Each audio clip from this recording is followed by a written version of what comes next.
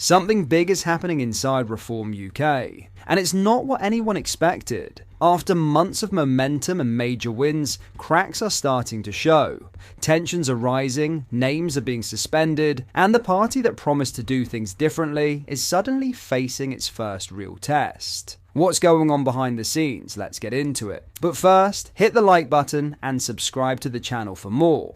Breaking news, and it's not a good look for Reform UK. The party that only a few months ago celebrated a historic victory in Kent is now facing a major internal crisis. 4 Reform councillors have been suspended after allegedly bringing the party into disrepute, following the leak of an explosive video showing tensions boiling over within the council's own ranks. The footage, which surfaced over the weekend, lays bare a growing divide between Reform's leadership and its grassroots councillors, and it's already sparked outrage, anger, and questions about whether Reform's rapid rise to power is starting to tear itself apart from the inside.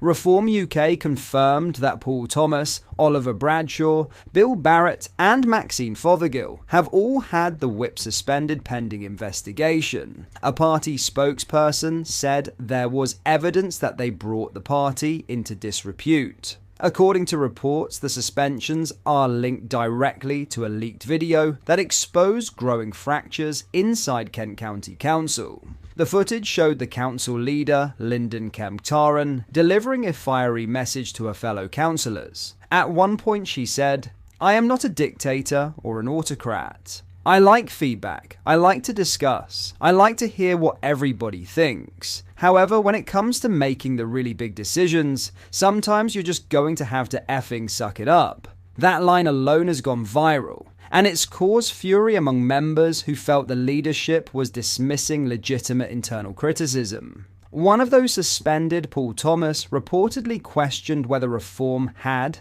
the right leader in cabinet before being muted during the meeting. His criticism clearly hit a nerve, and from that moment the rift widened. Kemtaran, defending her position, argued that the council's priority was avoiding a 5% rise in council tax, describing it as the best thing for Kent residents. She also reminded members that the party was under constant scrutiny, saying, "People are judging us every single minute of every day. Nigel knows that. He's super aware that we are the flagship council," but behind the scenes, frustration among backbench Reform councillors has reportedly been building for weeks. Many feel sidelined by decisions made at the top. Decisions they claim don't reflect the grassroots movement that brought Reform to power in the first place. This matters because Kent was meant to be the blueprint for Reform's future.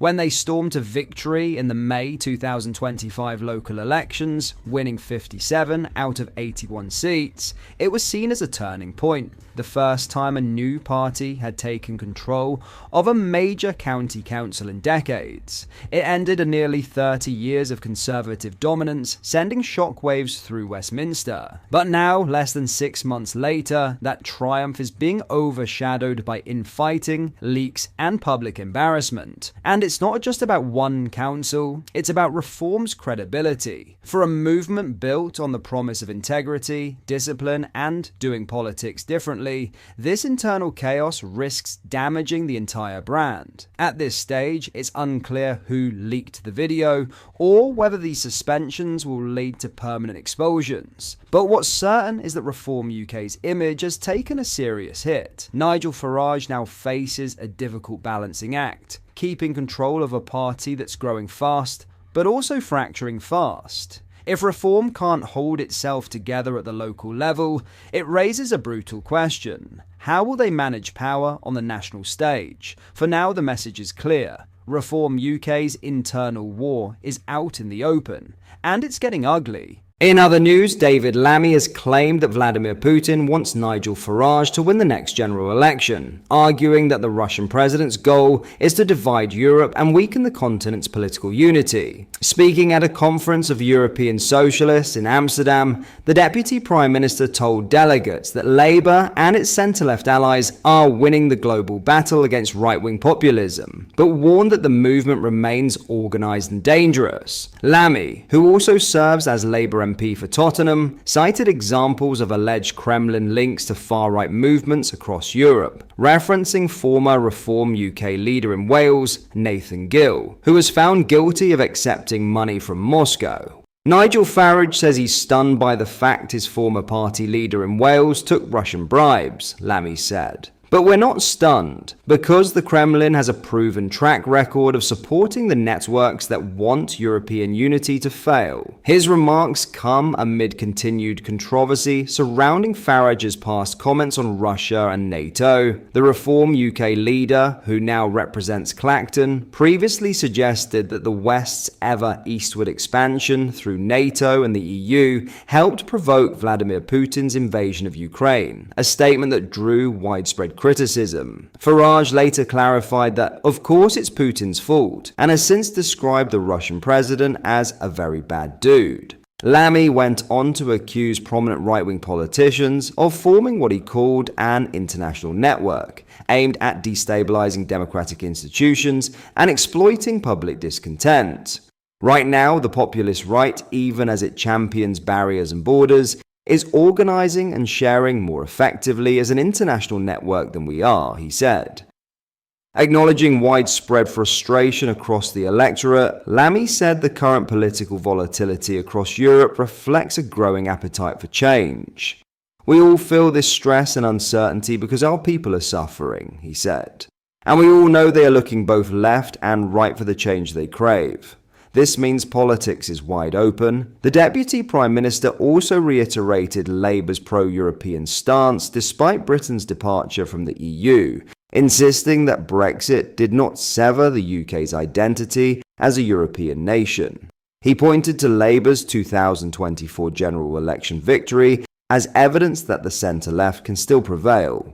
"We are here today because we cannot fail," Lammy told the audience.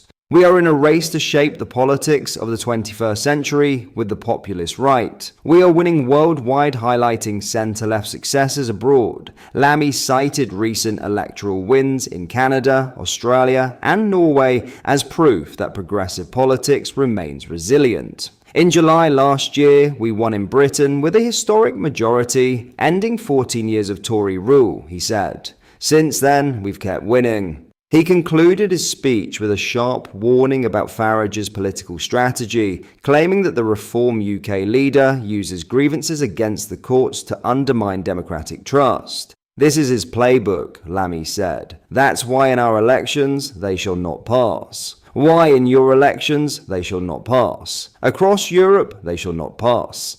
In response, a Reform UK spokesperson dismissed Lammy's comments as cynical politics from a government struggling to contain the rise of populism. "This is cynical politics from a Labour Party that can't beat us at the ballot box, so has to resort to baseless smears," the spokesperson said.